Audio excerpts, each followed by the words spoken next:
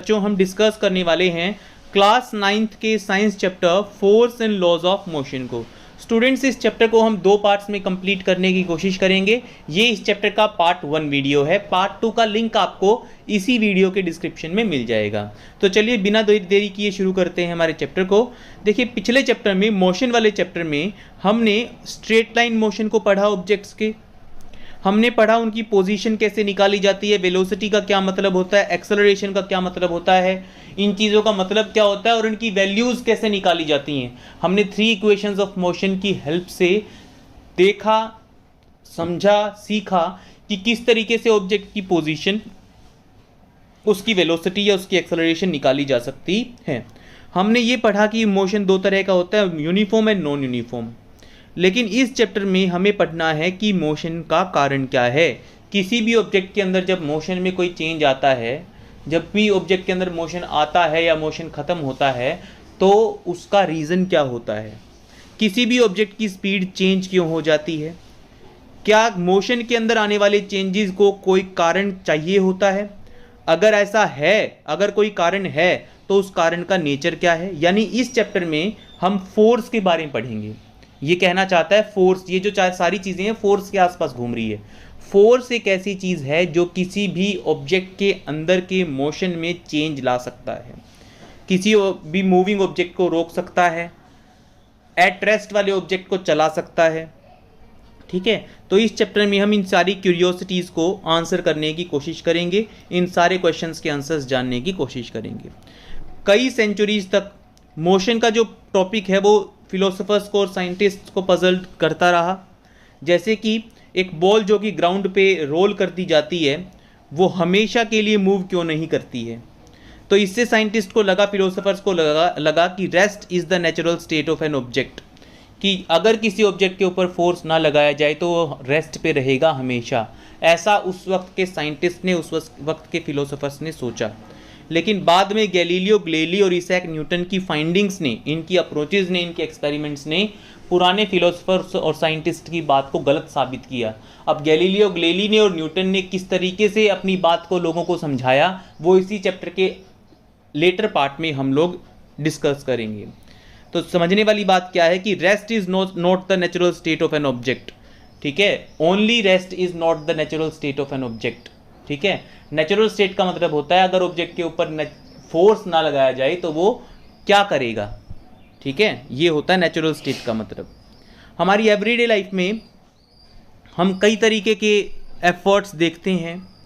जैसे कि हम किसी रुके हुए ऑब्जेक्ट को चला सकते हैं, चले हुए ऑब्जेक्ट को रोक सकते हैं। हम अक्सर अपनी मसल्स का एफर्ट लगाते हैं, अपनी हाथों का, पैरों का एफर्ट लगाते हैं सारे काम करने के लिए।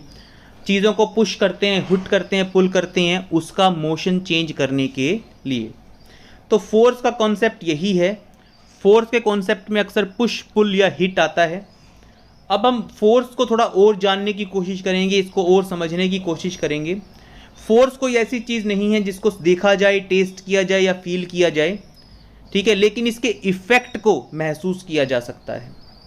जब भी किसी ऑब्जेक्ट के ऊपर फोर्स लगाया जाता है तो उस ऑब्जेक्ट के ऊपर कोई ना कोई इफेक्ट आता है। उस इफेक्ट को हम महसूस कर सकते हैं, देख सकते हैं, सुन सकते हैं, ऑब्जर्व कर सकते हैं।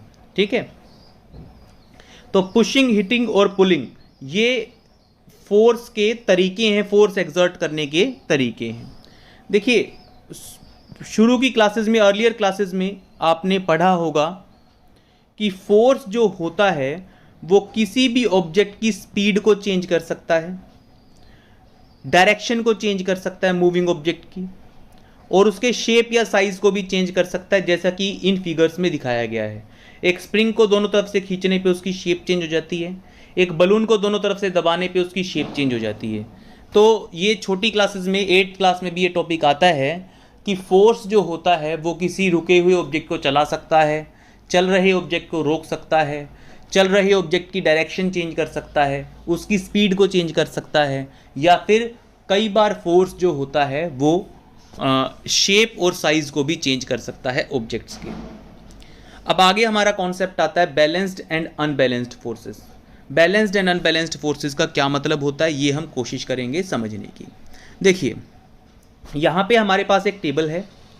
टेबल के ऊपर एक वुडन ब्लॉक रखा हुआ है जिसके ऊपर दो रस्सियां बंधी हुई हैं। एक कोने को हमने नाम दिया है x और दूसरे कोने को हमने नाम दिया है y। ठीक है स्टूडेंट्स, तो क्या कहता है अब ये बैलेंस्ड और अनबैलेंस्ड फोर्सेस को समझाने की कोशिश करेगा। अगर हम x की तरफ से खींचेंगे तो वुडन ब्लॉक x की तरफ जाएगा, अगर हम सिर्फ y की तरफ से खींचेंगे तो ये जो वुडन ब्लॉक है बीच वाला ये y की तरफ जाएगा। इस तरह के फोर्स को अनबैलेंस्ड फोर्स कहा जाता है। जब कोई फोर्स a की तरफ से लगाया जाए तो उसको अनबैलेंस्ड फोर्स कहा जाता है। बैलेंस्ड फोर्स क्या होगा, अगर दोनों तरफ से इस वुडन ब्लॉक के ऊपर दोनों तरफ से बराबर फोर्स लगाया जाए, x की तरफ से भी बराबर फोर्स वही फोर्स लगाया जाए, उतना ही लगाया जाए, y की तरफ से भी उतना ही लगाया जाए, तो ये ऑब्जेक्ट मूव नहीं करेगा। इस तरह के फोर्सेस को कहा जाता है बैलेंस्ड फोर्सेस। ठीक है, तो बैलेंस्ड फोर्सेस की डेफिनेशन अगर आप लिखना चाहें तो ये लिख सकते हैं कि when multiple forces acting on an object have zero net effect on the state of motion of the object. यानी अगर किसी ऑब्जेक्ट के ऊपर कई फोर्सेस काम कर रही हैं लेकिन वो टोटल फोर्स जीरो हो जाता है अगर, तो उसको हम क्या बोलते हैं, बैलेंस्ड फोर्स। स्टूडेंट्स, अगर किसी भी ऑब्जेक्ट के ऊपर बैलेंस्ड फोर्स लगाया जा रहा है तो वो उस ऑब्जेक्ट के मोशन में चेंज नहीं ला सकता, हाँ उसकी शेप को चेंज कर सकता है।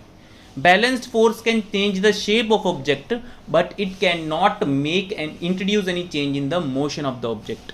अगर किसी ऑब्जेक्ट के ऊपर बैलेंस्ड फोर्स लगा दिया जाए तो ना तो वो बैलेंस्ड फोर्स उस ऑब्जेक्ट को चला सकता, और अगर वो ऑब्जेक्ट चल रहा है तो ना उस ऑब्जेक्ट को रोक सकता। इस बात का आप ध्यान रखें। आगे आता है अनबैलेंस्ड फोर्स का एक और एग्जांपल। अगर x की तरफ से ज्यादा फोर्स लगाया जाए, y की तरफ से कम फोर्स लगाया जाए, तो भी ये वुडन ब्लॉक x साइड की तरफ यानी इस तरफ मूव करना शुरू कर देगा। This is another example of unbalanced force. ठीक है, this is another example of unbalanced force. जब एक तरफ से ज्यादा फोर्स लगाया जाए, दूसरी तरफ से कम फोर्स लगाया जाए, तो object will tend to move in the direction of greater force. जिस तरफ ज्यादा फोर्स लगाया जा रहा है ऑब्जेक्ट उस तरफ मूव करने की कोशिश करेगा। This is another example of unbalanced force. अब इस एग्जांपल से आपको फोर्स के बारे में समझ में आया होगा, अनबैलेंस्ड और बैलेंस्ड फोर्स के बारे में समझ में आया होगा। एक बात और समझ में आई होगी, that force is a vector quantity. Force की डायरेक्शन होती है। अगर फोर्सेस को सेम डायरेक्शन में लगाया जाए, अगर कई फोर्सेस को सेम डायरेक्शन में लगाया जाए तो वो ऐड हो जाते हैं। जैसे अगर इस वुडन ब्लॉक को मैं यहाँ पे 3 रस्सियाँ लगा के और तीनों रस्सियों से खींचना शुरू कर दूँ तो तीनों फोर्स क्या हो जाएंगे, ऐड हो जाएंगे। ठीक है, अगर फोर्सेस ऑपोजिट डायरेक्शन में हो तो वो सब्ट्रैक्ट हो जाते हैं, माइनस हो जाते हैं। यानी फोर्स के साथ डायरेक्शन भी एसोसिएटेड होती है। It means force is a vector quantity. आगे देखिए, आगे ये आपको फ्रिक्शनल फोर्स के बारे में, फोर्स ऑफ फ्रिक्शन के बारे में कुछ समझाना चाह रहे हैं। मान लीजिए आपके पास एक हैवी बॉक्स है, काफ़ी हैवी बॉक्स है, और उस हैवी बॉक्स को एक काफ़ी रफ सरफेस के ऊपर सरकाने की कोशिश की जा रही है। अब ये बच्चे शुरू में थोड़ा फोर्स लगाते हैं, ये बॉक्स मूव नहीं करता। क्यों? क्योंकि friction, force of friction, frictional force काम कर रहा है फर्श और बॉक्स के बीच में, जो कि उस बॉक्स को मूव नहीं करने दे रहा। जैसे ही बच्चे अपना फोर्स थोड़ा सा और बढ़ाते हैं तब भी वो बॉक्स मूव नहीं करता, क्योंकि सरफेस रफ है, बॉक्स भारी है, इसीलिए फ्रिक्शनल फोर्स बहुत ज़्यादा है और बच्चे ज़्यादा फोर्स लगाने पे भी बॉक्स को मूव नहीं कर पाते हैं। अब तीसरे केस में बच्चे बहुत ज़्यादा अपना पूरा एफर्ट लगा देते हैं, जितनी उनके अंदर ताकत है वो दोनों लगा देते हैं उतनी, तब बॉक्स मूव करना शुरू कर देता है। तो बॉक्स मूव करना शुरू कब करेगा? जब external applied force frictional force से ज़्यादा हो जाएगा। बच्चे जो फोर्स लगा रहे हैं, जब वो फोर्स उस वुडन बॉक्स के फ्रिक्शनल फोर्स से ज़्यादा हो जाएगा, तब वो वुडन ब्लॉक मूव करना शुरू कर देगा। तो इसका मतलब फोर्स ऑफ फ्रिक्शन एक ऐसा फोर्स होता है जो कि किसी भी मूविंग ऑब्जेक्ट के ऑपोजिट डायरेक्शन में काम करता है, किसी भी मूविंग ऑब्जेक्ट को रोकने की कोशिश करता है। इसी फोर्स ऑफ फ्रिक्शन की वजह से अगर किसी बॉल को ग्राउंड पे रोल किया जाए तो थोड़ी देर बाद वो बॉल रुक जाती है। क्यों? क्योंकि उसके ऊपर फोर्स ऑफ फ्रिक्शन काम कर रहा होता है। हाँ, अगर आप अलग अलग सरफेसेस पे बॉल को जो है रोल करते हैं, जैसे कि मार्बल फ्लोर के ऊपर रोल करते हैं तो बॉल दूर तक जाएगी, ठीक है। मिट्टी के ऊपर रोल करते हैं तो बॉल ज़्यादा दूर तक नहीं जाएगी, क्योंकि रफ सरफेस के ऊपर फ्रिक्शन फोर्स ज़्यादा हो जाता है, ठीक है। तो फ्रिक्शनल फोर्स क्या होता है, किसी भी मूविंग ऑब्जेक्ट को रोकने की जो कोशिश करता है वो फोर्स ऑफ फ्रिक्शन होता है, और फोर्स ऑफ फ्रिक्शन की डायरेक्शन हमेशा opposite to the motion of object होती है। जिस तरफ ऑब्जेक्ट मूव कर रहा है उससे ऑपोजिट डायरेक्शन होती है हमेशा फोर्स ऑफ फ्रिक्शन की। जैसे कि इसका एक और एग्जांपल है, मान लीजिए आप किसी बाइसिकल को राइड कर रहे हैं, आप पेडल करना बंद कर दें तो थोड़ी देर बाद बाइसिकल रुक जाएगी। क्यों? क्योंकि फ्रिक्शनल फोर्स काम कर रहा है टायर्स और रोड के बीच में। इसी फोर्स ऑफ फ्रिक्शन की वजह से धीरे धीरे धीरे धीरे आपकी बाइसिकल रुक जाती है।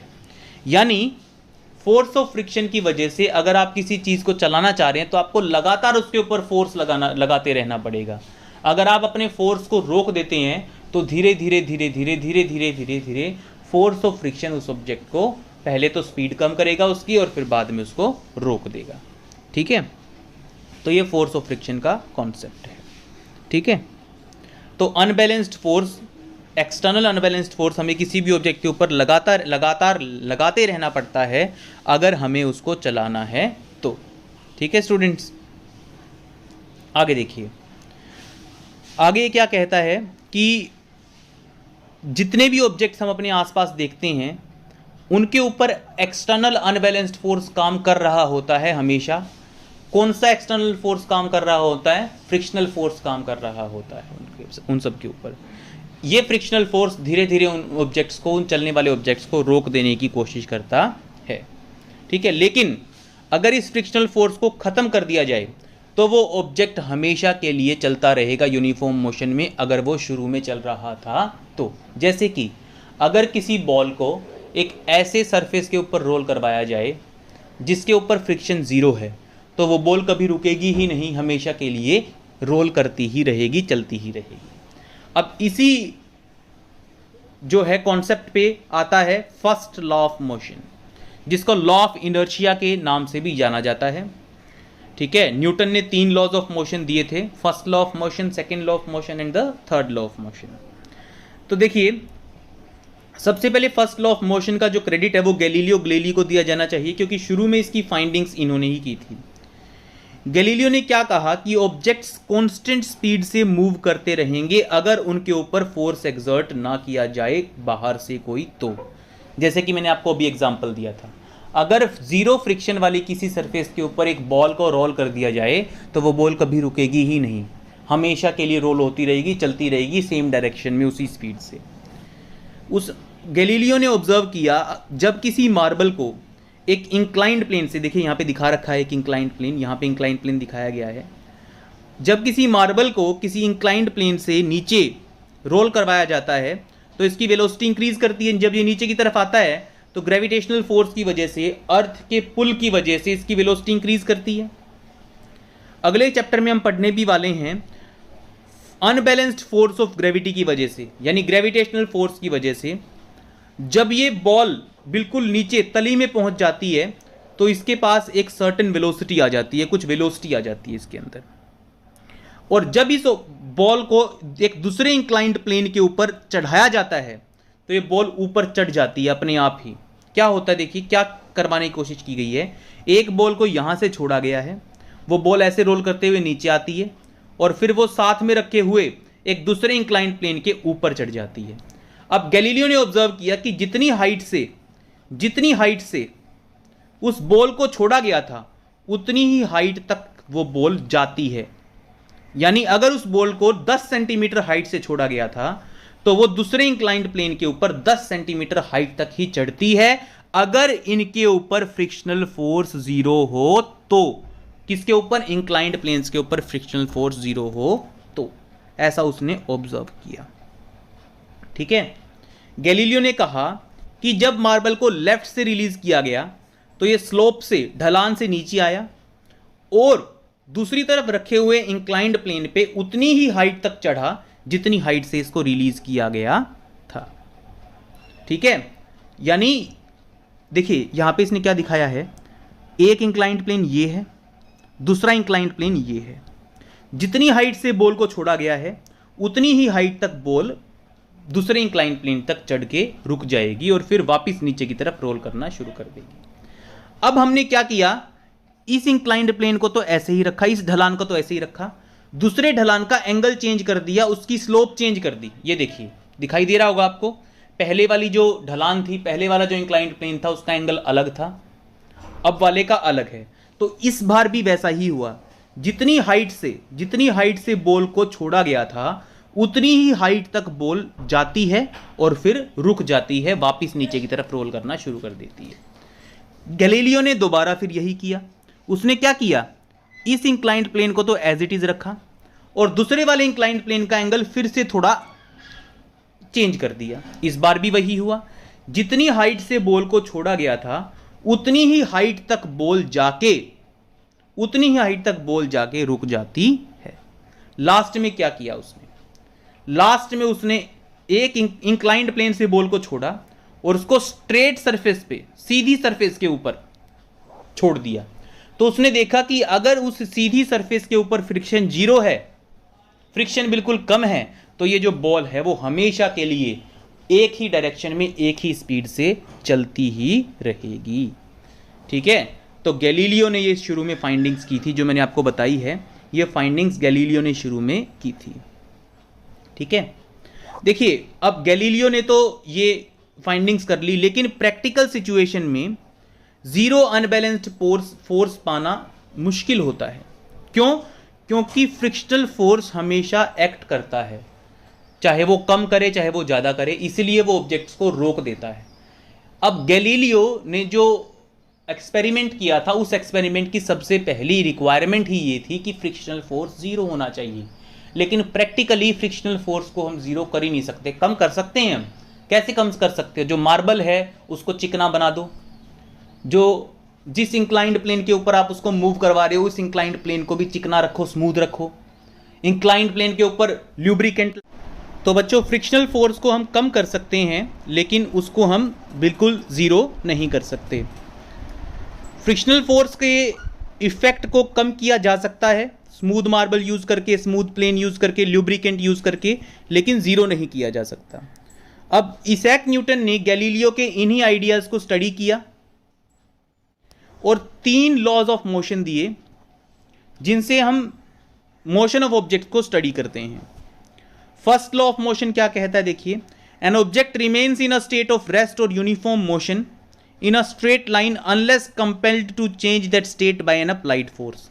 इसका मतलब क्या हुआ? इसका मतलब ये हुआ कि कोई भी ऑब्जेक्ट रेस्ट पे या फिर यूनिफॉर्म मोशन में रहेगा तब तक कि उसके ऊपर कोई बाहर से फोर्स ना लगा दिया जाए। जैसे कि अगर कोई ऑब्जेक्ट मूव कर रहा है तो उसको रोकने के लिए फ्रिक्शनल फोर्स होता है, वो उसको रोक देता है, वो एक्सटर्नल फोर्स है। लेकिन अगर कोई ऑब्जेक्ट जीरो फ्रिक्शन वाले केस में मूव कर रहा है तो वो कभी रुकेगा ही नहीं, हमेशा के लिए चलता रहेगा। तो ये क्या कहता है, N object remains in the state of rest और यूनिफॉर्म मोशन अनटिल और unless an external force is applied on the object. बाहर से फोर्स जब तक नहीं लगाया जाएगा तब तक ऑब्जेक्ट या तो रेस्ट पे रहेगा या फिर यूनिफॉर्म मोशन में रहेगा। ठीक है, यानी ऑब्जेक्ट अपने स्टेट में आने वाले चेंज को रजिस्ट करने की कोशिश करता है। ठीक है, वो कोशिश करता है कि वो जिस स्टेट में है, अगर रेस्ट में है तो रेस्ट में रहे और मोशन में है तो मोशन में रहे। ऑब्जेक्ट की इसी क्वालिटी को कहा जाता है इनर्शिया। ध्यान दें, इसके ऊपर क्वेश्चन आता है एग्जाम्स में, इनर्शिया क्या होता है? इनर्शिया होता है किसी भी ऑब्जेक्ट की टेंडेंसी। कौन सी टेंडेंसी? कि अगर वो रेस्ट पे है तो रेस्ट पे ही रहे और मोशन में है तो यूनिफॉर्म मोशन में ही रहे, उसी डायरेक्शन में, उसी स्पीड में। ये होता है inertia, the tendency of an object to remain in the state of rest और यूनिफॉर्म मोशन। ठीक है, इसको क्या कहा जाता है? इनर्शिया कहा जाता है। फर्स्ट लॉ ऑफ मोशन को लॉ ऑफ इनर्शिया के फर्स्ट लॉ ऑफ मोशन को लॉ ऑफ इनर्शिया के नाम से भी जाना जाता है। बहुत से ऐसे एक्सपीरियंस हैं हमारे डे टू डे लाइफ में जिनसे हम इनर्शिया को समझ सकते हैं। मान लीजिए आप किसी गाड़ी में मूव कर रहे हैं, ड्राइवर अचानक ब्रेक लगा देता है तो आप आगे की तरफ गिरते हैं। ऐसा क्यों? क्योंकि आपकी बॉडी यूनिफॉर्म मोशन में थी गाड़ी के साथ, तो वो मोशन में ही रहने की कोशिश करती है, इसीलिए वो आगे की तरफ झुक जाती है, आगे की तरफ गिर जाती है। और इसीलिए जो ड्राइवर है और ड्राइवर के साथ जो पैसेंजर बैठा होता है उसको सेफ्टी बेल्ट या सीट बेल्ट लगाने के लिए कहा जाता है, ताकि अगर सडन ब्रेक्स लगाए जाएं तो आगे की तरफ गिरने की वजह से, सिर के ऊपर कोई चोट लगने की वजह से उन्हें इंजरी ना हो या डेथ ना हो उसकी। तो ये इनर्शिया का एक एग्जाम्पल है। अब इसी का रिवर्स एग्जाम्पल हम देख सकते हैं। मान लीजिए आप किसी बस में खड़े हैं, अचानक बस वाला तेज स्पीड से बस को चला देता है तो आप पीछे की तरफ गिरते हैं। ऐसा क्यों? क्योंकि इनर्शिया की वजह से ऐसा होता है। बस वाला जब बस चलाता है तो आपकी बॉडी बस के साथ मोशन में आ जाती है, आपकी बॉडी इस चेंज को रेजिस्ट करती है, रेस्ट में रहने की कोशिश करती है, इसीलिए आप पीछे की तरफ गिर जाते हैं। आगे देखिए, तो इसीलिए सेफ्टी बेल्ट्स का मैंने आपको पहले ही बताया, सेफ्टी बेल्ट्स को इसलिए पहनाया जाता है ताकि एक्सीडेंट्स ना हो। आपकी बॉडी अगर आगे की तरफ झुके भी तो धीरे धीरे झुके, ताकि आपको कोई चोट वगैरह ना लगे। आगे देखिए, बस का सडन स्टार्ट का भी मैं आपको बता चुका हूं। जब कोई मोटर कार एकदम से शार्प टर्न लेती है तो जिस तरफ मोटर कार मुड़ती है आप उससे दूसरी साइड गिर जाते हैं, झुक जाते हैं। ऐसा क्यों? क्योंकि जिस तरफ आप मूव कर रहे हैं, जिस डायरेक्शन में आप मूव कर रहे हैं, आपकी बॉडी कोशिश करती है कि हम उसी डायरेक्शन में रहें। इसीलिए जब गाड़ी दूसरी तरफ मुड़ती है, मान लीजिए लेफ्ट साइड में मुड़ रही है, तो आपकी बॉडी राइट साइड में झुकती है। क्यों? क्योंकि आपकी बॉडी कोशिश करती है कि मैं उसी डायरेक्शन में मूव करती रहूं जिस डायरेक्शन में मैं शुरू में मूव कर रही थी। इसी चीज को बच्चों इनर्शिया कहा जाता है। इनर्शिया का मतलब होता है कि हम अपनी स्टेट ऑफ मोशन में आने वाले किसी भी चेंज का विरोध करते हैं। यानी अगर हम रेस्ट पे हैं तो रेस्ट पे रहने की कोशिश करते हैं। और ये चीज़ सिर्फ हमारे साथ नहीं है, ये चीज़ नॉन लिविंग ऑब्जेक्ट्स के साथ भी है। हमारे आसपास जो नॉन लिविंग ऑब्जेक्ट्स हैं उनके साथ भी यही है। वो भी अगर रेस्ट पे हैं तो रेस्ट पे रहने की कोशिश करेंगे, मोशन में है तो मोशन में रहने की कोशिश करेंगे। अगर मोशन में है तो उनकी डायरेक्शन में अगर हम चेंज लाएंगे तो वो उसको भी रेजिस्ट करने की कोशिश करेंगे। ठीक है, तो किसी भी ऑब्जेक्ट के ऊपर जब अनबैलेंस्ड फोर्स लगाया जाता है, ठीक है, किसी भी ऑब्जेक्ट के ऊपर जब अनबैलेंस्ड फोर्स लगा के उसकी मोशन की डायरेक्शन को चेंज किया जाता है तो हम दूसरी साइड की तरफ, जिस तरफ हम मुड़े हैं उससे दूसरी साइड हम झुक जाते हैं इनर्शिया ऑफ अवर बॉडी की वजह से। ठीक है बच्चों, अब आगे इसने एक एक्सपेरिमेंट और बताया इनर्शिया को समझने के लिए।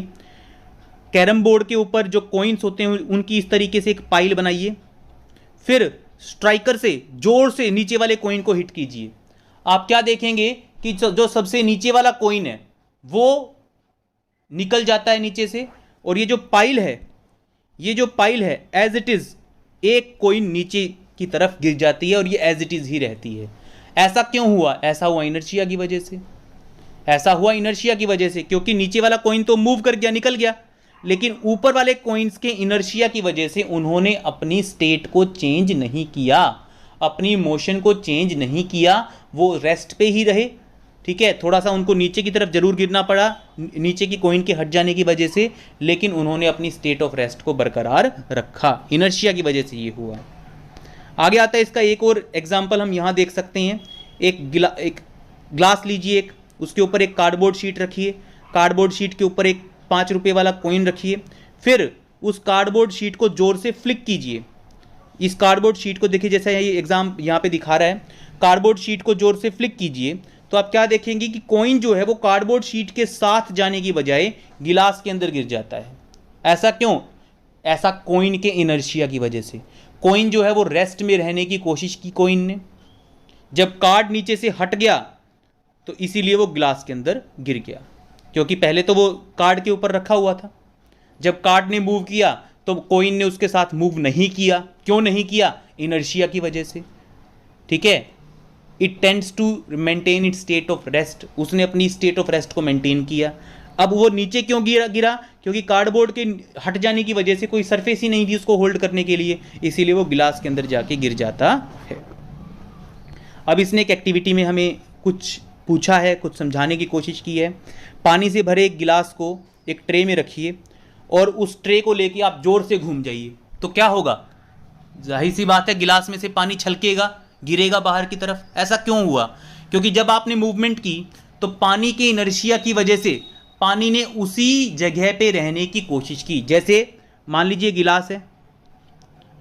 गिलास है, इसके अंदर पानी भरा हुआ था, जब आप इस गिलास को मूव करवाते हैं तो पानी कोशिश करता है कि वो यहीं पे रहे, इसीलिए जब ये गिलास आगे की तरफ जाता है तो पानी यहीं पे रहता है और वो इस गिलास में से छलक जाता है, बाहर की तरफ कुछ पानी गिर जाता है, because of inertia of water. ठीक है, इसी वजह से जो सोसर होता है उसके बीच में, सोसर क्या होता है बच्चों, कप को रखने के लिए जो प्लेट होती है, ठीक है, उसको सोसर कहा जाता है। सोसर जो होता है कप को रखने के लिए, उसके बीच में एक जगह दी जाती है, एक गोला दिया जाता है, ठीक है, वो स्पेस होता है कप को रखने के लिए। क्यों? क्योंकि अगर वो जगह नहीं होगी तो कप सोसर के अंदर इधर उधर हिलेगा डुलेगा और इनर्शिया की वजह से चाय जो है वो डुल जाएगी, छलक जाएगी, गिर जाएगी। ऐसा ना हो, कप प्लेट के अंदर मूव, इधर उधर मूव ना कर पाए, इसीलिए सोसर के अंदर एक जगह दी जाती है, एक ग्रूव दिया जाता है जिसके अंदर कप को रखा जाता है, ताकि सोसर के अंदर कप इधर उधर फिसले ना, जिससे चाय ना छलके बाहर की तरफ ना गिरे चाय। आगे आता है inertia and mass. Inertia and mass आगे ये आता है, देखिए तो यहां क्या दिखाया गया है। सबसे पहले तो हमने इनर्शिया के बारे में पढ़ा कि इनर्शिया क्या होता है, हमने पढ़ लिया। तो क्या सारे ऑब्जेक्ट्स का इनर्शिया एक जैसा होता है? नहीं, ऑब्जेक्ट्स का इनर्शिया डिपेंड करता है उसके मास के ऊपर। जैसे कि फुटबॉल को हल्के से किक करने पे भी वो काफ़ी स्पीड से दूर तक जाती है, एक भारी स्टोन को किक करने पे वो स्टोन मूव करता है थोड़ी दूर तक और हो सकता है आपके पैर पे चोट भी लग जाए। क्यों?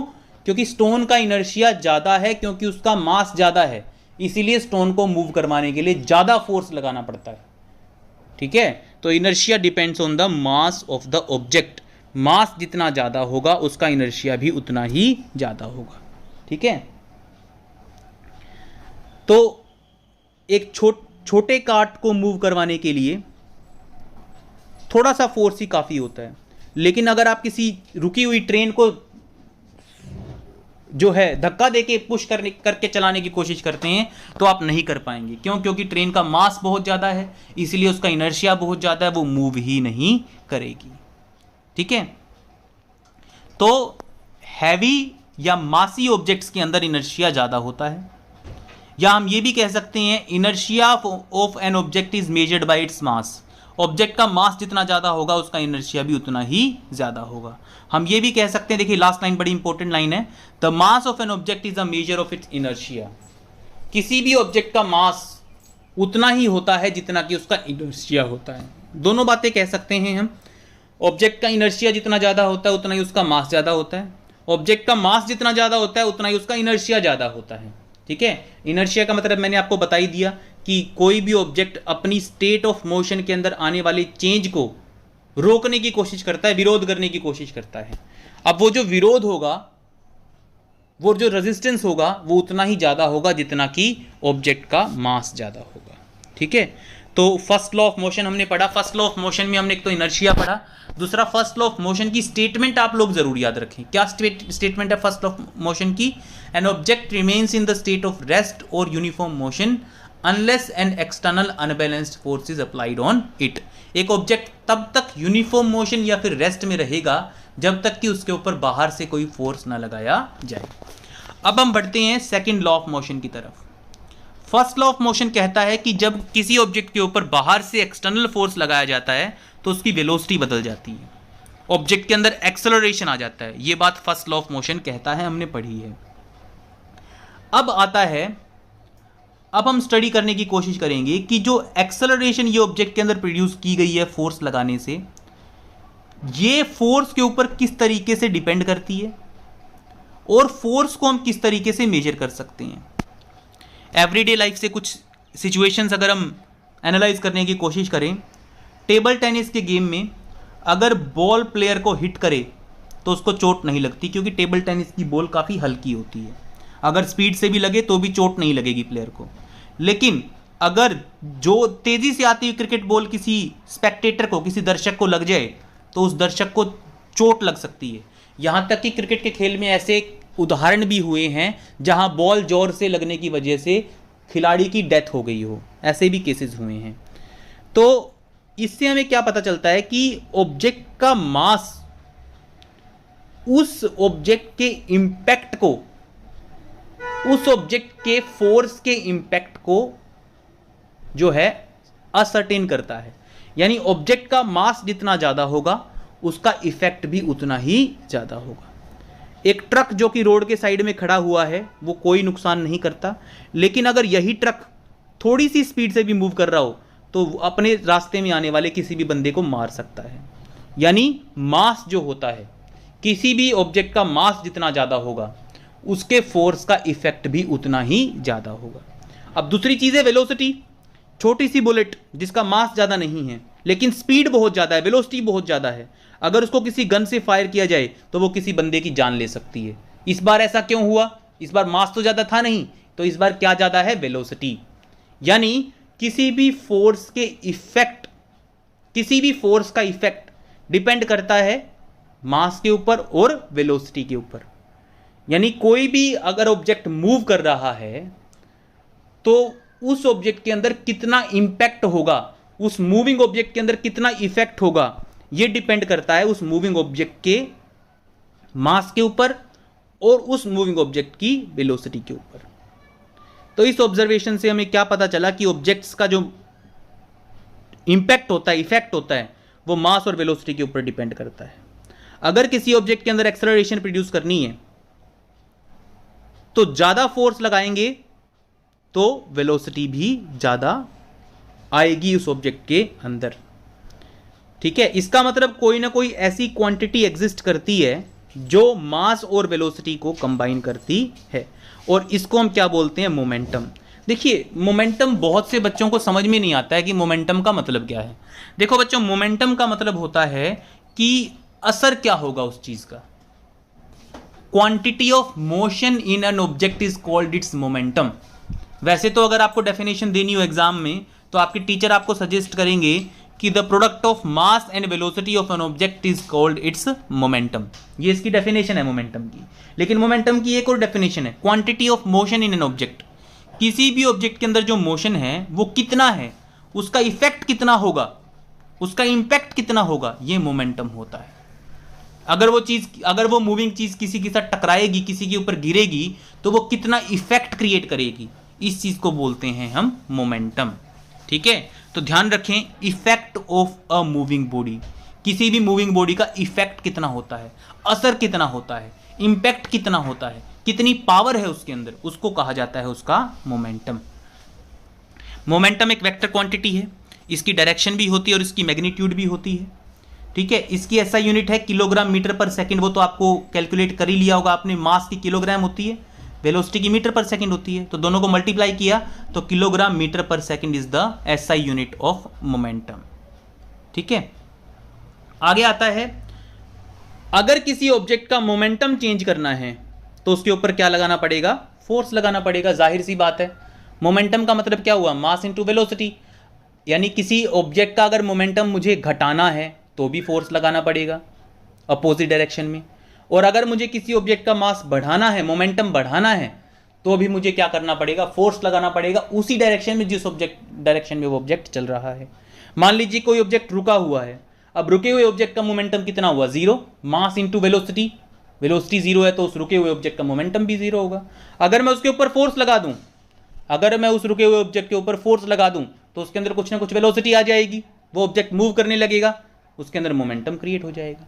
तो चेंज ऑफ मोमेंटम के लिए किसी भी ऑब्जेक्ट के अंदर अगर मुझे मोमेंटम को बदलना है, मोमेंटम को चेंज करना है, घटाना है, बढ़ाना है, तो मुझे क्या करना पड़ेगा? फोर्स लगाना पड़ेगा। अब हम एक सिचुएशन कंसिडर करते हैं।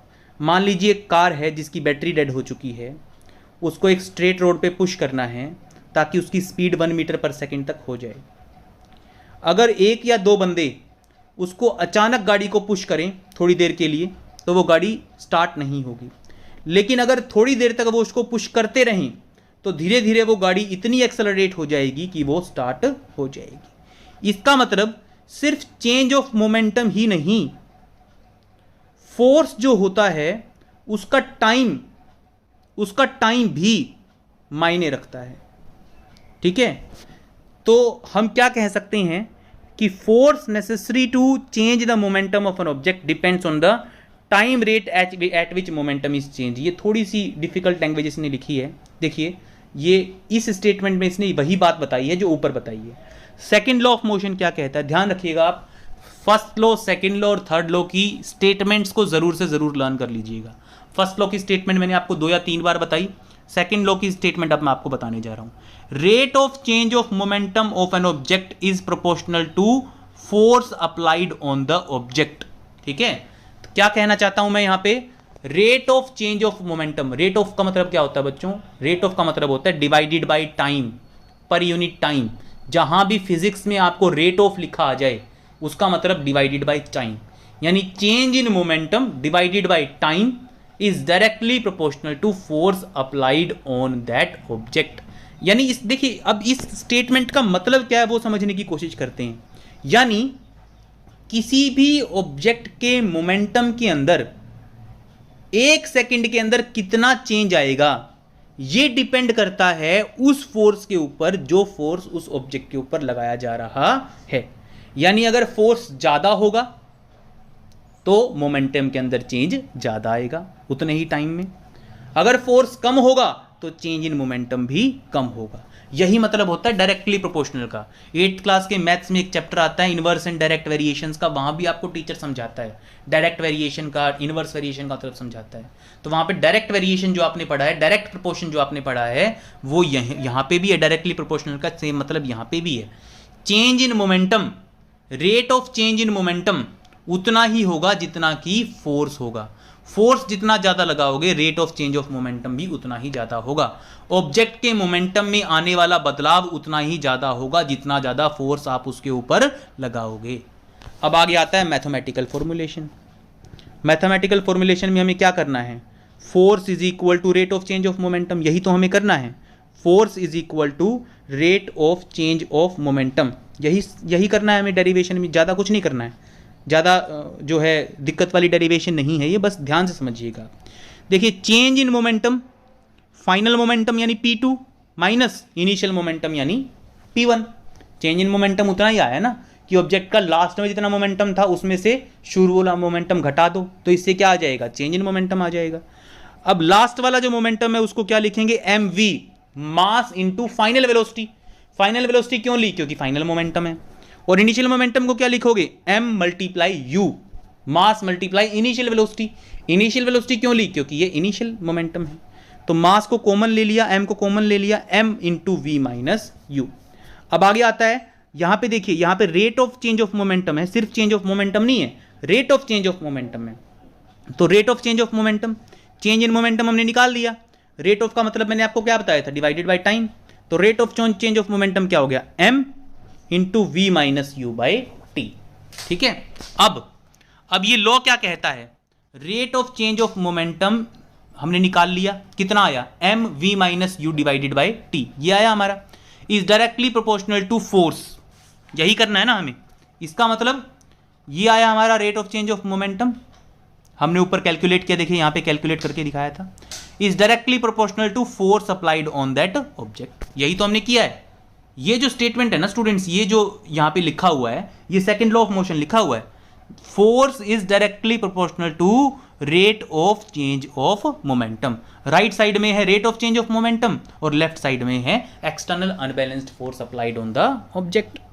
अब ये जो बीच में प्रोपोर्शन का साइन है, इसको इक्वल का साइन बनाने के लिए मुझे एक कांस्टेंट लगाना पड़ेगा। वो कांस्टेंट मैंने क्या लगाया, k। ये देखिए k लगा रखा है यहाँ पे, ठीक है। v minus u by t आपने पिछली चैप्टर में पढ़ा है, a is equal to v minus u by t, ये फॉर्मूला होता है।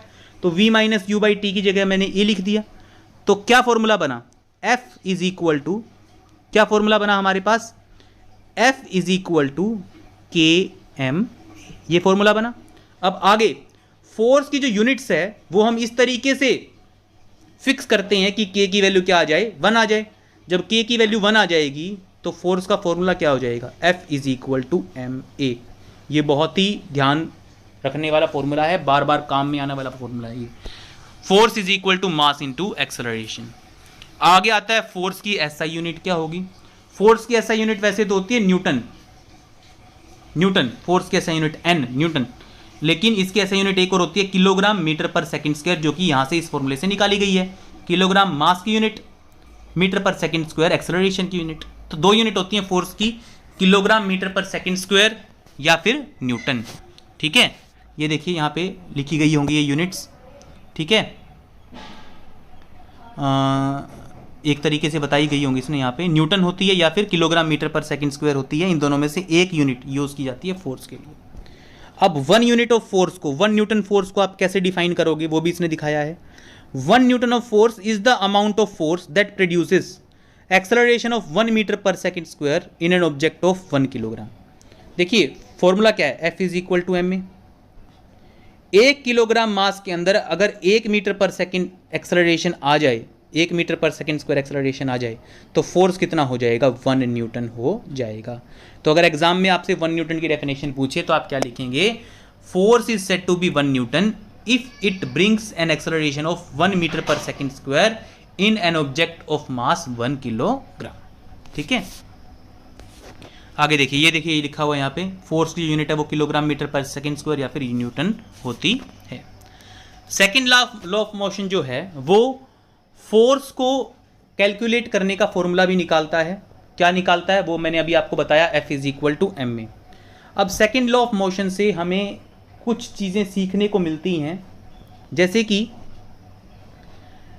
फास्ट मूविंग क्रिकेट बॉल को एक फील्डर पकड़ने की कोशिश करता है, पकड़ने के तुरंत बाद वो अपने हाथ को पीछे की तरफ खींचता है। देखिए जैसे कि इस फिगर में दिखाया गया है, इसने इस बॉल को पकड़ा और पकड़ते ही अपने बॉल को पीछे खींचा। अब ऐसा क्यों, ऐसा इस बंदे ने क्यों किया, ये हम समझने की कोशिश करेंगे। देखिए अगर ये इस बॉल को कैच करके अपने हाथों को यहीं रखता तो एक्सेलरेशन बहुत ज़्यादा होती, इस बॉल की रिटार्डेशन की वैल्यू बहुत ज़्यादा होती, और अगर एक्सेलरेशन की वैल्यू ज़्यादा होती तो फोर्स भी ज़्यादा होता, क्योंकि F is equal to M a formula होता है। एक्सेलरेशन की वैल्यू ज़्यादा होगी तो फोर्स की वैल्यू भी ज़्यादा होगी। अगर ये बॉल को एकदम से कैच करके अपने हाथों को यहीं रखेगा तो बॉल की जो रिटार्डेशन है, जो नेगेटिव एक्सेलरेशन है, बॉल की जो रुकने की स्पीड है वो बहुत ज़्यादा होगी, और अगर वो ज़्यादा होगी तो फोर्स भी ज़्यादा होगा, इसके हाथ के ऊपर चोट लग सकती है प्लेयर की। लेकिन जब ये अपने हाथ को नीचे की तरफ लाता है तो बॉल की जो रिटार्डेशन है वो घट जाती है, बॉल को टाइम मिलता है रुकने के लिए, जिससे क्या होता है, उसकी एक्सेलरेशन की वैल्यू घट जाती है, और जब एक्सेलरेशन घट जाती है तो फोर्स भी घट जाता है। क्यों? Because F is equal to M a. अगर एक्सेलरेशन कम होगी तो फोर्स भी कम होगा। ठीक है बच्चों, आगे देखिए, आगे यही कारण है कि जो हाई जंप एथलीट्स होते हैं, जो पॉल वॉल्टर्स होते हैं, जब वो गिरते हैं तो उनको गिरने वाली जगह पे एक सैंड बेड या फिर कुशन बेड लगाया जाता है। क्यों? क्योंकि अगर वो सॉलिड सरफेस के ऊपर गिरेंगे, मार्बल फ्लोर के ऊपर गिरेंगे, तो एकदम से उनकी बॉडी के अंदर जितना भी एक्सेलरेशन होगा वो जीरो हो जाएगा, जितनी भी वेलोसिटी होगी वो एकदम जीरो हो जाएगी। ठीक है, रिटार्डेशन बहुत ज़्यादा होगा, फोर्स बहुत ज़्यादा होगा, उनकी हड्डी तक टूट सकती है, इतना फोर्स होता है। लेकिन अगर वही प्लेयर एक गद्दे के ऊपर गिरे तो गद्दा गिरने के बाद गद्दा नीचे की तरफ दबेगा, जिससे टाइम बढ़ जाएगा, और टाइम बढ़ने पे एक्सेलरेशन की वैल्यू जो है वो घट जाएगी, और अगर एक्सेलरेशन की वैल्यू घटेगी तो इससे फोर्स कम होगा और प्लेयर को चोट नहीं लगेगी। अब जो कराटे प्लेयर होता है वो इससे अपोजिट करता है, वो बहुत कम टाइम में जो है अपना हाथ अपने आइस के ऊपर, बर्फ के ऊपर मारता है, टाइम कम लगता है, टाइम कम हो जाता है तो एक्सेलरेशन बहुत ज़्यादा हो जाती है, एक्सेलरेशन बहुत ज़्यादा हो जाती है तो फोर्स बहुत ज़्यादा होता है, इतना फोर्स बन जाता है, इतना फोर्स मिल जाता है कराटे प्लेयर को कि आइस स्लैब टूट जाए।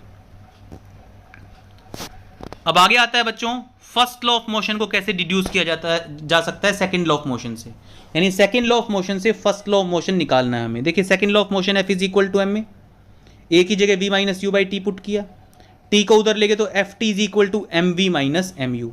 अब यहाँ पे अगर फोर्स की वैल्यू जीरो कर दी जाए, F t is equal to m v minus u, अगर इसके अंदर फोर्स की वैल्यू जीरो कर दी जाए तो क्या होगा, zero is equal to m v minus you,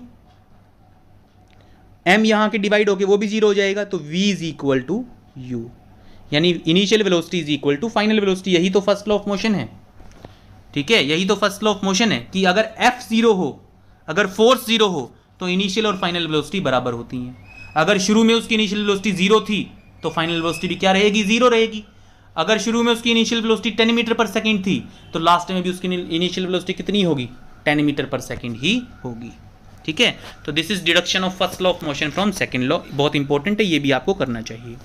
आगे आता है एग्जाम्पल 9.1। एग्जाम्पल 9.1 में क्या है, 5 किलोग्राम का एक ऑब्जेक्ट है, 2 सेकंड तक उसके ऊपर फोर्स लगाया जाता है और उसकी जो वेलोसिटी है वो 3 मीटर पर सेकंड से 7 मीटर पर सेकंड तक बढ़ जाती है। तो हमें क्या क्या दे रखा है, इनिशियल वेलोसिटी दे रखी है 3 metre per second, final velocity दे रखी है 7 मीटर पर सेकंड, टाइम दे रखा है 2 सेकंड्स, मास दे रखा है 5 किलोग्राम। अब देखिए फोर्स के दो फॉर्मूले हैं, एक तो F is equal to m में, एक F is equal to m into v minus u by t, क्योंकि एक्सेलरेशन की value v minus u by t होती है, तो वो जब हम पुट कर देते हैं तो फोर्स का एक नया फॉर्मूला बन जाता है। तो इस फॉर्मूले के अंदर हमें सारी वैल्यूज पुट करनी है, तो फोर्स की वैल्यू हमारे पास आ जाएगी 10 न्यूटन। अब आगे एक क्वेश्चन और पूछता है कि अगर इसी 10 न्यूटन के फोर्स को 5 सेकंड तक लगाया जाए, इसी 10 न्यूटन के फोर्स को हम उस ऑब्जेक्ट के ऊपर 5 सेकंड तक लगाए रखें तो उसकी फाइनल वेलोसिटी क्या होगी, ये हमसे इस क्वेश्चन में पूछा गया है। तो देखिए इसमें क्या होगा, ये जो शुरू में हमने फॉर्मूला यूज़ किया है F is equal to m v minus u by t, इसी फॉर्मूले के अंदर हमें सारी वैल्यूज़ पुट कर देंगे तो हमें आंसर हमारा मिल जाएगा। कैसे, देखिए F is equal to m v minus u by t. F की वैल्यू कितनी है 10 न्यूटन्स, मास की वैल्यू कितनी है, m की वैल्यू हमें दी गई है 5 किलोग्राम्स, v की वैल्यू हमें पता नहीं है, u की वैल्यू कितनी है 3 और t की वैल्यू कितनी है 5 सेकंड्स। तो यहाँ पे इस पूरे इक्वेशन को जब हम सोल्व करेंगे, इस वाले इक्वेशन को जब हम सोल्व करेंगे तो हमारे पास वैल्यू आएगी वेलोसिटी की 13 मीटर पर सेकेंड। ठीक है, final velocity will be 13 metre per second if the same force is applied for 5 seconds. अब आगे हमसे पूछा गया है किसको ज़्यादा फोर्स चाहिए, 2 किलोग्राम मास के ऑब्जेक्ट को 5 मीटर पर सेकंड स्क्वायर तक एक्सेलरेट करने के लिए, या फिर 4 किलोग्राम मास वाले ऑब्जेक्ट को 2 मीटर पर सेकंड स्क्वायर तक एक्सेलरेट करने के लिए। तो फोर्स का फॉर्मूला होता है F is equal to m में, तो दोनों फोर्सेस निकाल दीजिए। पहले वाला फोर्स आया F is equal to m में 10 न्यूटन, दूसरे वाला फोर्स आया 8 न्यूटन, यानी पहले वाले केस में हमें ज़्यादा फोर्स लगाना पड़ेगा। अब आगे आता है हमारा अगला न्यूमेरिकल, अगला एग्जाम्पल 9.3। एक मोटर कार जो है वो 108 किलोमीटर पर आवर की स्पीड से चल रही है, ब्रेक लगाने पे 4 सेकंड में रुक जाती है। तो फोर्स एक्सर्टेड की वैल्यू बताओ अगर मास पैसेंजर्स के साथ 1000 किलोग्राम है तो। सबसे पहले तो इनिशियल वेलोसिटी को किलोमीटर पर आवर से मीटर पर सेकंड में चेंज किया हमने, 1000 बाई 3600 से मल्टीप्लाई करके, या फिर 5/18 से मल्टीप्लाई कर सकते हो। मैंने पिछले चैप्टर में भी आपको बताया था कि 5/18 से मल्टीप्लाई करके आप ऐसा कर सकते हो। v की वैल्यू 0 है क्योंकि ऑब्जेक्ट जो कार है वो लास्ट में रुक जाती है। अब आगे हमारे पास फॉर्मूला है F is equal to m v minus u divided by t. इसके अंदर सारी वैल्यूज पुट कर दीजिए आप। F is equal to mass कितना है 1000 किलोग्राम, v कितनी है 0, u कितना है 30, टाइम कितना है 4 सेकेंड्स। सारी वैल्यूज आपके पास हैं, सोल्व कर दीजिए। आंसर कितना आएगा -7500 न्यूटन। अभी जो माइनस साइन है ये इंडिकेट करता है कि ऑब्जेक्ट का जो मोशन है वो कम हो रहा है, ऑब्जेक्ट का मोशन डिक्रीज हो रहा है। ठीक है, यानी जिस तरफ ऑब्जेक्ट मूव कर रहा था हमारा फोर्स उससे अपोजिट काम कर रहा है, इसीलिए हमारा फोर्स नेगेटिव आया है। आगे आता है एक फोर्स है 5 न्यूटन का, जब उसको 10 मीटर पर m1 मास के ऊपर एक्सर्ट किया जाता है तो वो 10 मीटर पर सेकंड स्क्वायर की एक्सेलरेशन प्रोड्यूस करता है, और जब m2 मास के ऊपर एक्सेलरेट कराया जाता है तो 20 मीटर पर सेकंड स्क्वायर की एक्सेलरेशन प्रोड्यूस करता है। अब इसने पूछा है कि अगर दोनों मासेस को टाई करके उनके ऊपर ये फोर्स लगाया जाए तो बताओ कितनी एक्सेलरेशन प्रोड्यूस करेगा। तो सीधी सी बात है, F is equal to m में हमारे पास फॉर्मूला है, तो m1 a1 लगा लेते हैं हम फर्स्ट केस के लिए, m1 के लिए। फोर्स कितना है 5 न्यूटन, मास हमें पता नहीं है m1 का, एक्सेलरेशन कितनी है 10 मीटर पर सेकंड स्क्वायर, तो m1 की वैल्यू कितनी आई 0.5 किलोग्राम, 0.5 किलोग्राम आई। F is equal to m में मैंने वैल्यू पुट की है। अब ऐसे ही F is equal to m2a2, F की वैल्यू कितनी है 5 न्यूटन, m2 की वैल्यू हमें पता नहीं है इसलिए m2 लिखा है, m2 की वैल्यू नहीं दी है हमें। A2 की वैल्यू कितनी है 20 मीटर पर सेकेंड स्क्वायर, तो M2 की वैल्यू कितनी आई 0.25 किलोग्राम। तो M1 की वैल्यू आई 0.5 किलोग्राम और M2 की वैल्यू आई 0.25 किलोग्राम। अब लास्ट में मास कितना होगा जब दोनों को आपस में बांध दिया जाएगा 0.75 किलोग्राम। ये मास हुआ ना। देखिए M1 की वैल्यू आई थी 0.5, M2 की वैल्यू आई थी 0.25, दोनों को जब आपस में बांध दिया जाएगा तो टोटल मास कितना हो जाएगा 0.75। तो दोबारा फॉर्मूला लगाइए, F is equal to MA। F कितना है वही 5 न्यूटन, M कितना है 0.75 इंटू एक्सेलरेशन। यहाँ से आप एक्सेलरेशन की वैल्यू जब निकालेंगे तो एक्सेलरेशन की वैल्यू आएगी आपकी 6.67 metre per second square. This will be your value. अगले केस में क्या किया गया है 9.5 एग्जाम्पल में 20 ग्राम मास का एक बॉल है, वो एक स्ट्रेट लाइन में मूव कर रही है, ठीक है, और उसका ग्राफ बना के दिया गया हमें। इस ग्राफ से हमें वैल्यूज निकालनी है। तो बहुत ही सिंपल है। इनिशियल वेलोसिटी कितनी है 20 सेंटीमीटर पर सेकंड, देखिए सेंटीमीटर पर सेकंड में दिया गया है। फाइनल वेलोसिटी कितनी है 0 सेंटीमीटर पर सेकंड। टाइम टेकन कितना है 10 सेकंड्स। सारी वैल्यूज दी गई हैं हमें। तो हमें किसकी वैल्यू निकालनी है एक्सेलरेशन की वैल्यू निकालो पहले, ठीक है। तो इसने पूछा है how much force does the table exert on the ball to bring it to rest. Table ने कितना फोर्स एक्सर्ट किया, ठीक है। तो पहले हमें एक्सेलरेशन चाहिएगी ना, F is equal to MA formula होता है फोर्स निकालने का। तो पहले एक्सेलरेशन चाहिएगी। एक्सेलरेशन की वैल्यू कितनी आई A is equal to V minus u by t. V कितनी है 0, U कितनी है 20 सेंटीमीटर पर सेकेंड और T कितना है 10 सेकेंड्स। तो वैल्यू आई -2 सेंटीमीटर पर सेकेंड स्क्वायर। अब सेंटीमीटर को मीटर में कन्वर्ट करना पड़ेगा, तो -0.02 मीटर पर सेकेंड स्क्वायर। अब आगे हमें निकालनी है फोर्स की वैल्यू। तो force is equal to mass into acceleration. Mass कितना है 20 ग्राम। अब 20 ग्राम को किलोग्राम में चेंज करना पड़ेगा क्योंकि मास की ऐसा यूनिट किलोग्राम होती है। तो 20 ग्राम को किलोग्राम में चेंज किया 0.02 kilogram into -0.02 metre per second square. तो हमारे पास आंसर कितना है, फोर्स की वैल्यू कितनी आई -0.0004 न्यूटन्स। ये हमारी फोर्स की वैल्यू आई। फोर्स की वैल्यू नेगेटिव क्यों आई, क्योंकि फोर्स की जो डायरेक्शन है वो ऑब्जेक्ट के मोशन के डायरेक्शन से अपोजिट है। फोर्स ऑब्जेक्ट के मोशन को रोक रहा है, इसलिए फोर्स की वैल्यू क्या आई है नेगेटिव आई है। तो स्टूडेंट्स आगे हम डिस्कस करेंगे थर्ड लॉ ऑफ मोशन को डिस्कस करेंगे हम अगले पार्ट में हमारे वीडियो के। उसका लिंक आपको इस वीडियो के डिस्क्रिप्शन में मिल जाएगा। Thank you everyone.